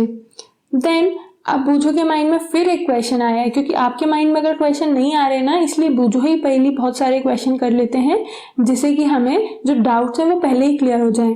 तो अब यहाँ पर बूझो क्या बोल रहा है, बूझो wants to know why plant absorb a large quantity of water from the soil then give it off by transpiration। So plants ऐसा क्यों करते हैं, जब वाटर उन्हें रिमूव ही करना है ट्रांसपिरेशन की प्रोसेस से तो उसको यूटिलाइज ही क्यों करते हैं। तो ये क्यों होता है, पहली बात तो क्योंकि डेफिशिएंसी हो जाएगी ना वाटर की, पूरे पार्ट्स में नहीं पहुंचेगा, एक ही पार्ट में इकट्ठा हो जाएगा एंड बाकी पार्ट्स में कमी हो जाएगी। दैट इज वाई वाटर का जो ट्रांसपोर्टेशन है वो पूरे पार्ट्स में जरूरी है। देन लास्ट टॉपिक दिया हुआ है ट्रांसपिरेशन। सो हमने बूझो की क्वेरी में भी देखा ना कि जब ट्रांसपिरेशन की प्रोसेस तो होनी ही है, जिसकी वजह से क्या होता है, वाटर और एब्जॉर्ब होता है। तो ट्रांसपिरेशन की प्रोसेस जो हो रही है वो क्या होता है, तो in class 6 you learn that plant release a lot of water bye the process of transpiration. तो क्लास 6 में आप पढ़ चुके हो, तो ये सिर्फ रिकॉल कर रहे हैं हम कि प्लांट्स क्या है, बहुत ज्यादा अमाउंट में वाटर को रिलीज करते हैं ट्रांसपिरेशन की प्रोसेस से। Plants absorb mineral nutrients and water from the soil. तो प्लांट क्या करते हैं, मिनरल न्यूट्रिएंट को एब्जॉर्ब करते हैं सॉइल से। Not all the water absorb is utilised by the plants, and plants क्या है, सारा का सारा वाटर एब्जॉर्ब नहीं करते। The water evaporate through the stomata present on the surface of the leaves by the process of transpiration. And जो water है ना वो एवेपोरेट होता है कैसे, स्टोमेटा की हेल्प से। स्टोमेटा प्रेजेंट जो होते हैं ना उसमें पोर्स होते हैं, तो उससे ही जो ट्रांसपिरेशन की प्रोसेस है वो कंप्लीट होती है। The evaporation of water from leaves generate a suction pull, the water the same that you produce when you suck water through a straw। so evaporation होता है ना वाटर का लीव से, तो वो कैसे हो रहा है, क्योंकि पानी जो है वो तो नीचे साइड है बट ऊपर इतना कैसे सक्शन पुल हो रहा है, तो जैसे स्ट्रॉ की हेल्प से पानी पीते हैं ना तो एक टाइप से पुल लगता है। तो यहाँ पर भी क्या है, ट्रांसपिरेशन की प्रोसेस में सक्शन पुल ही यूज आता है। which can pull water to great heights in the tall trees, and वो क्या कर सकता है, वाटर को पुल कर सकता है, suction pull. Transpiration also cools the plant. So जैसे बॉडी में स्वेटिंग होती है, वाटर रिलीज होता है, वाटर के जो ड्रॉपलेट्स होते हैं वो रिलीज होते हैं समर सीजन्स में, तो वैसे ही यहाँ पर है ट्रांसपोर्टेशन से क्या हो रहा है, वाटर रिलीज हो रहा है, एंड वाटर रिलीज होने की वजह से ही क्या होगा, कूल्स डाउन, जो प्लांट है वो कूल डाउन हो जाएगा।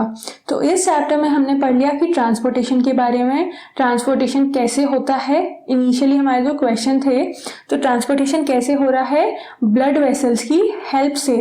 क्यों हो रहा है? बिकॉज सारे बॉडी पार्ट्स में ऑक्सीजन को पहुंचाना बहुत जरूरी है एंड कार्बन डाइऑक्साइड को वहां से कलेक्ट करके लाना।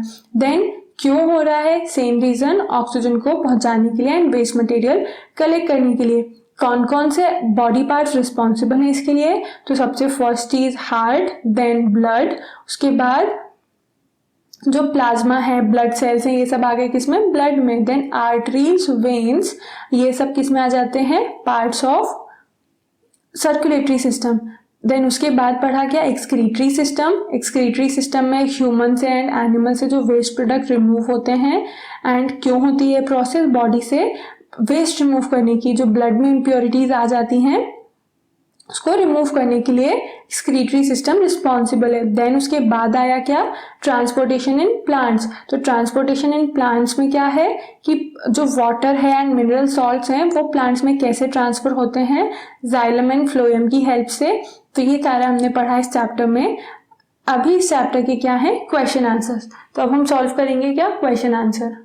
Now let's see the question number 1, that is match the column. So हम यहाँ पर column 1 and column 2 में मैचिंग्स करना है। तो फर्स्ट वन इज स्टोमेटा। तो स्टोमेटा कॉलम 2 में मैच करेगा ट्रांसपिरेशन। ट्रांसपिरेशन में क्या है? Water loss in the form of water droplets और वाटर वेपर।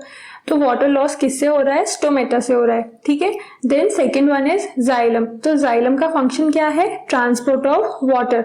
तो यहाँ पर मैचिंग होगी डी पे, ट्रांसपोर्ट ऑफ वाटर में। Then root hairs. तो रूट हेयर्स क्या कर रहे हैं? वाटर को एब्जॉर्ब कर रहे हैं। तो फंक्शन है गया इसका क्या? Absorption of water.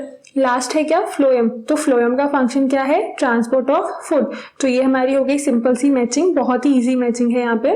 देन उसके बाद है क्या? Fill in the blanks. तो फर्स्ट है the blood from the heart is transported to all parts of the body by the arteries. Answer क्या है इसका? आर्टरीज, क्योंकि जो हार्ट से सारी बॉडी पार्ट्स तक ब्लड ट्रांसपोर्ट हो रहा है वो किसकी हेल्प से होता है? आर्टरीज की हेल्प से होता है।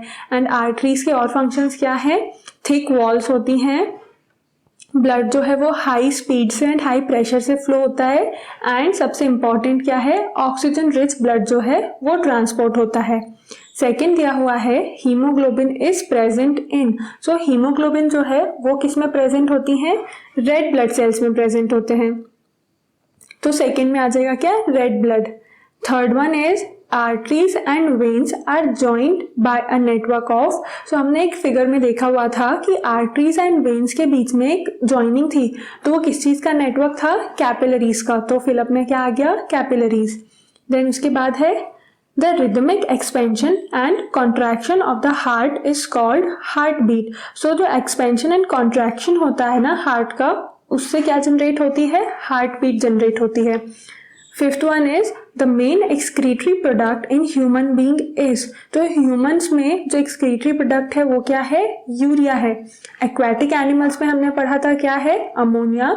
एंड जो बर्ड्स एंड रेप्टाइल्स होते हैं उनमें क्या होता है? Uric acid. Fine. Then next है sweat contains water and. So जो स्वेटिंग होती है, पसीना आता है जब हैवी एक्सरसाइज करते हैं या समर के टाइम पे, तो उस टाइम पे जो स्वेट रिलीज होता है उसमें क्या प्रेजेंट है? वाटर होता है एंड सॉल्ट्स होते हैं। Next one is kidney eliminate the waste material in the liquid form called. So kidney जो वेस्ट मटेरियल एलिमिनेट करती है बॉडी से लिक्विड फॉर्म में, उसको क्या बोलते हैं? यूरिन। नेक्स्ट है water reaches great heights in the trees because of suction pull caused by transpiration. तो वाटर जो टॉप तक पहुंचता है, काफी सारे ट्रीज क्या होते हैं? बहुत ज्यादा हाइटेड होते हैं। सो हाइटेड ट्रीज में भी इतना टॉप तक वाटर कैसे पहुंचता है? ट्रांसपीरेशन जो सक्शन पुल क्रिएट करता है उसके हेल्प से। अगर ट्रांसपीरेशन सक्शन पुल क्रिएट नहीं करेगा तो वाटर इतना हाई डिस्टेंस नहीं पहुंच सकता। नेक्स्ट क्वेश्चन है चूज द करेक्ट ऑप्शंस। तो ये बताना है। First is in plants water is transported through. So अभी हमने मैचिंग में भी करा, इन चैप्टर में काफी बार पढ़ा कि वाटर जो है प्लांट्स में वो किसकी हेल्प से ट्रांसपोर्ट होता है। तो आंसर आ गया क्या? जाइलम। बाकी चीजों के फंक्शंस भी हम देख लेते हैं, एक बार रिकॉल हो जाएगा। फ्लोएम क्या करता है? Transportation of food.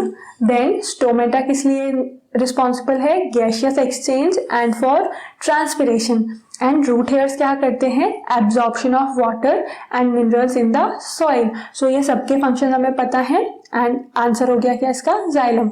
बी है water absorption through the root can be increased by keeping the plants.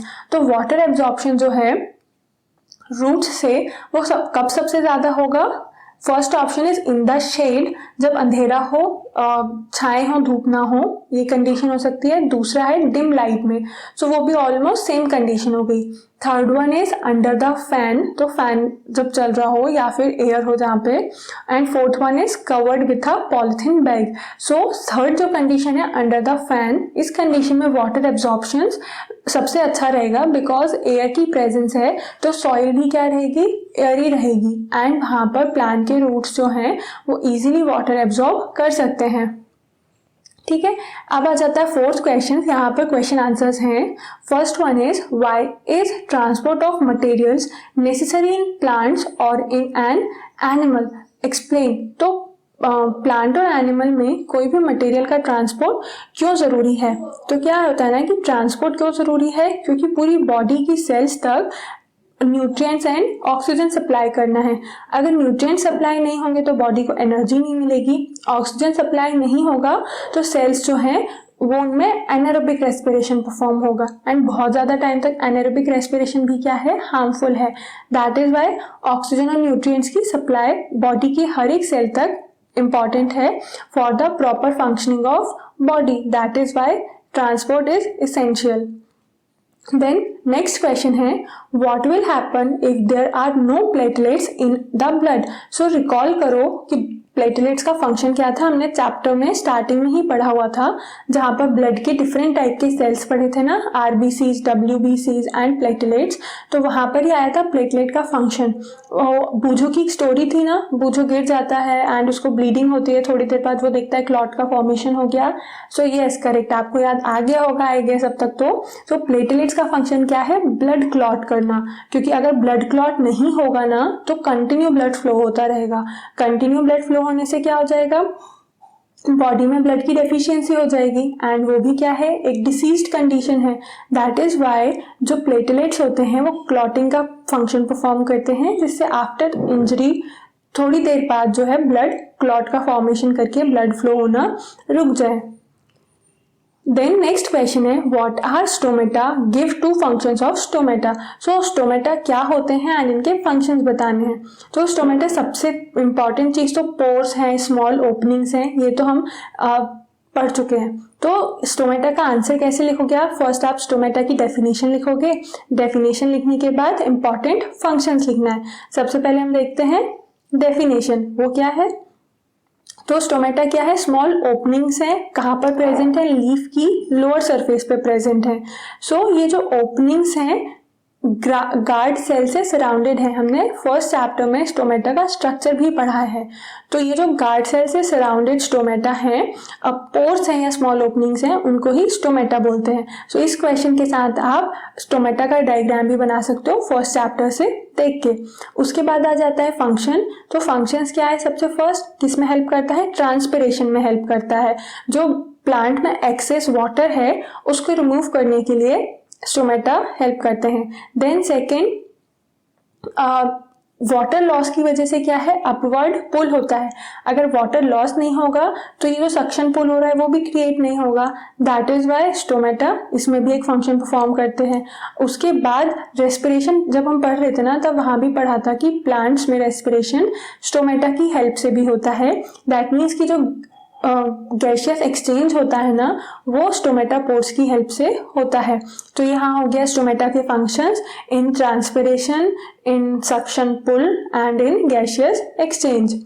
Then next question आता है does transpiration serve any useful function in the plants, explain.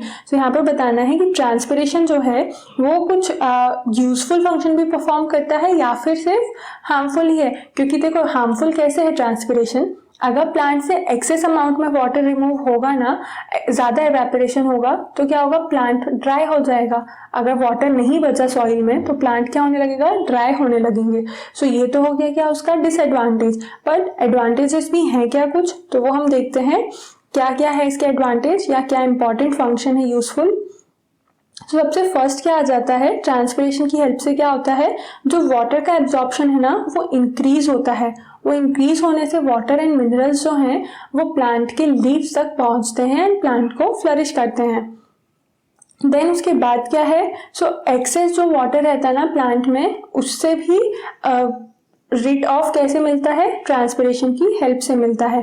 Then जो minerals and water का transport हो रहा है ना हर एक लीफ में, वो भी किसकी हेल्प से होता है, ट्रांसपिरेशन की हेल्प से होता है। एंड वाटर क्यों रिक्वायरमेंट है लीव्स को, फोटोसिंथेसिस की प्रोसेस परफॉर्म करने के लिए। ये सारे फंक्शंस हो जाते हैं क्या, यूजफुल फंक्शंस है ट्रांसपिरेशन के। उसके बाद नेक्स्ट क्वेश्चन है, what are the components of blood. Blood के कंपोनेंट्स क्या हैं। ब्लड के कंपोनेंट्स हमने पढ़े हुए हैं। सबसे फर्स्ट क्या है, प्लाज्मा। प्लाज्मा क्या है, लिक्विड पार्ट है, जो येलो कलर का सब्सटेंस होता है ना, येलोइश कलर पार्ट होता है जो ब्लड में, वो क्या है, प्लाज्मा है। एंड प्लाज्मा में 90% क्या होता है, वाटर होता है एंड 10% में बाकी सारे सब्सटेंस होते हैं, जैसे कि फूड है, एंजाइम्स है, वेस्ट मटेरियल एंड प्रोटीन्स जो है सब वो इसमें प्रेजेंट होता है। सेकेंड कंपोनेंट आएगा क्या, red blood sales. Red blood sales क्या है, सर्कुलर शेप की है, डिस्क शेप, जैसे डिस्क होती है ना तो उस शेप की होती है रेड ब्लड सेल्स। एंड इसमें कौन सा पिगमेंट होता है, हीमोग्लोबिन होता है। हीमोग्लोबिन की वजह से ही रेड ब्लड सेल्स का कलर रेड है। एंड ये क्या करते हैं, ऑक्सीजन को ट्रांसपोर्ट करने में हेल्प करते हैं। देन नेक्स्ट आ जाता है component WBC, white blood cells. White blood cells किसकी तरह वर्क करते हैं, आर्मी की तरह वर्क करते हैं, जो क्या करते हैं, फॉरेन पार्टिकल्स या जर्म से फाइट करते हैं, जो बैक्टीरियाज हैं या फिर और दूसरे इन्फेक्शियस एजेंट होते हैं जो कि डिसीज कॉज करते हैं, उनसे फाइट करने का काम कौन करता है, व्हाइट ब्लड सेल्स। मतलब अगर आपको चिंता हो ना हो कोई भी इन्फेक्शन से या कोई भी बैक्टीरिया से, बट व्हाइट ब्लड सेल्स को होता है। जैसे कई बार होता है ना, हम बिना हैंड वॉश किए कोई भी चीज खा लेते हैं, या फ्रूट्स एंड वेजिटेबल्स है तो फ्रूट को अच्छा लग रहा है तो बिना वॉश किए खा लिया। काफी सारी चॉकलेट्स होती हैं वो ऐसे ही खा लेते हैं, तो कई बार हम केयरलेस हो जाते हैं। बट व्हाइट ब्लड सेल्स जो हैं वो इन्फेक्शन से प्रोटेक्ट करने में हमको हेल्प करते हैं। वो नहीं भूलते हैं कि वो क्या है, आर्मी है हमारे बॉडी की। उसके बाद आ जाता है क्या, प्लेटलेट्स। प्लेटलेट्स का हमने फंक्शन अभी एक 5th आंसर में भी देखा कि क्या फंक्शन है, ब्लड क्लॉटिंग का फंक्शन है।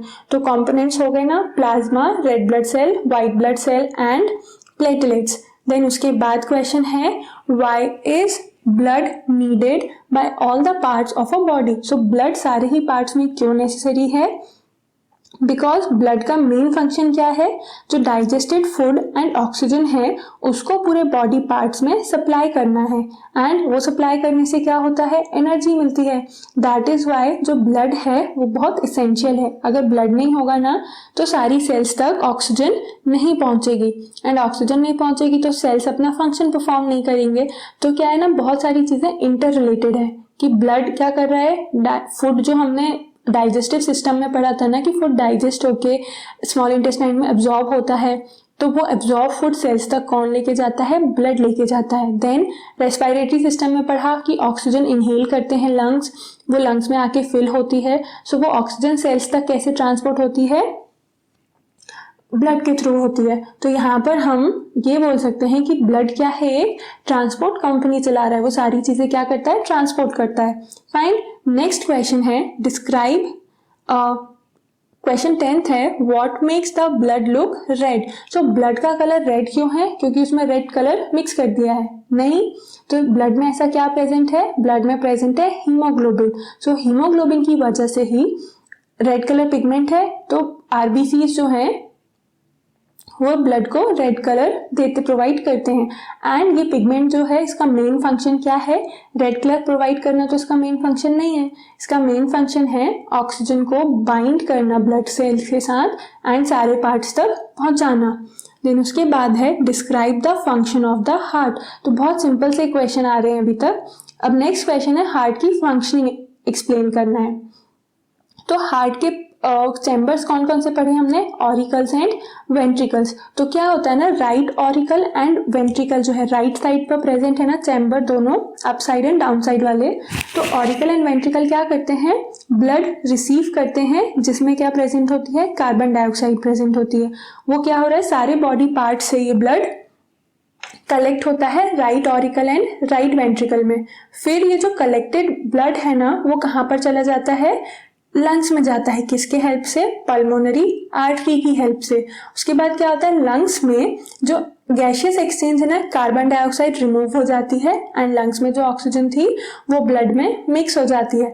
फिर वो ऑक्सीजन मिक्स्ड जो ब्लड होता है वो आता है कहाँ पर, हार्ट में, with the help of pulmonary vein. And फिर वो हार्ट में आने के बाद आर्टरी से पूरी बॉडी के सेल्स तक ट्रांसफर हो जाता है। सो क्या है, लेफ्ट वेंट्रिकल जो है वो ब्लड को पंप करता है बॉडी पार्ट्स में। सो क्लियर हुआ, राइट ऑरिकल एंड वेंट्रिकल क्या करते हैं, इम्प्योर ब्लड या फिर कार्बन डाइऑक्साइड मिक्स ब्लड या फिर डीऑक्सीजनेटेड ब्लड, 3 नेम्स हो गए ना।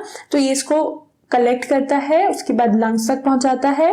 लंग्स क्या करते हैं, ब्लड में से कार्बन डाइऑक्साइड को निकाल के उसमें ऑक्सीजन डाल देते हैं एंड वेन, पल्मोनरी वेन की हेल्प से उसको हार्ट तक पहुंचा देते हैं। देन हार्ट आर्टरीज की हेल्प से उसको पूरे बॉडी में सप्लाई कर देते हैं। तो ये हो गया बहुत ही सिंपल सा फंक्शनिंग ऑफ हार्ट, बहुत ही सिंपल वर्ड्स में। इसको आप अपने आंसर में लिखना है एंड इस क्वेश्चन के साथ ना डायग्राम जरूर बनाना है जहां पर हार्ट के चैम्बर्स हो एंड एरो के रिप्रेजेंटेशन से आप ये आंसर को कंप्लीट करना। देन नेक्स्ट क्वेश्चन है, why is it necessary to excrete waste product. तो वेस्ट प्रोडक्ट को एक्सक्रीट करना क्यों नेसेसरी है, तो जैसे हमने एग्जाम्पल एक कौन सा देखा था कि अगर आपके कबर्ड में बहुत सारे पुराने कपड़े इकट्ठे होते जाते हैं तो वो क्या है, वहां पर डर्टी दिखने लगती है ना, कि मैसी हो जाता है, कि न्यू के रखने के लिए जगह ही नहीं है। या फिर आपके टॉयज बहुत सारे कलेक्ट हो जाते हैं तो उसको भी क्या करते हैं, हम रिमूव करते हैं। एंड सबसे मेन, बुक पर जब आप पढ़ते हो ना, 7th क्लास स्टार्ट किया तो बुक्स आप बहुत अच्छे से रखते हो, बट जैसे ही एग्जाम्स होंगे 7th क्लास के, हमारी बुक्स तो हम एकदम हटा देते हैं, वेस्ट हो गए और जैसे वैसे अलग कर देते हैं। सिमिलरली बॉडी में भी क्या है ना, वेस्ट नहीं रख सकते हैं, क्योंकि उससे क्या होगा, बॉडी में टॉक्सिक सब्सटेंस जो है उसका अमाउंट बढ़ने लगेगा और बॉडी अनहेल्दी हो जाएगी। तो इसीलिए बॉडी से वेस्ट प्रोडक्ट का रिमूवल बहुत ज़रूरी है, जिससे कि बॉडी में टॉक्सिक मटेरियल जो है वो स्टोर ना हो एंड एक्यूमुलेट ना हो, इकट्ठे ना हो जाए और बॉडी सेल्स की जो प्रॉपर फंक्शनिंग है वो चलती रहे। क्योंकि कुछ टाइम बाद क्या होगा ना, ये वेस्ट प्रोडक्ट जो है वो पॉइजनस हो जाते हैं, ठीक है। तो वो पॉइजनस होने के बाद हार्मफुल होंगे, दैट इज वाई उनको रिमूव करना जरूरी है। जैसे चॉकलेट्स कई बार खराब हो जाती है तो उसको भी रिमूव कर देते हैं बिकॉज वो हार्मफुल होगी खाने के लिए। तो वैसे ही बॉडी में भी वेस्ट प्रोडक्ट जो हैं वो हार्मफुल होते हैं। लास्ट क्वेश्चन है, draw a diagram of the human excretory system and label the various parts. तो यहाँ पर ह्यूमन एक्सक्रीटरी सिस्टम जो है उसका डायग्राम ड्रॉ करना है एंड लेबलिंग करना है। तो ये डायग्राम देखो यहाँ पर दिया हुआ है 11.6 में। तो ये डायग्राम बनाना है एंड ये डायग्राम आप रिफर कर सकते हैं हमारे ही चैनल पे। आप अगर सर्च करोगे ना एक्सक्रीटरी सिस्टम का डायग्राम, आपको बहुत ईजी सा मिलेगा। फाइन, तो यहाँ पर ये चैप्टर कंप्लीट होता है। आई होप आपको ये सारे क्वेश्चंस एंड चैप्टर का जो कंटेंट था वो समझ में आया होगा। इनकेस फिर से कोई क्वेरीज होती हैं तो आप कमेंट सेक्शन में पूछ सकते हो। Thank you.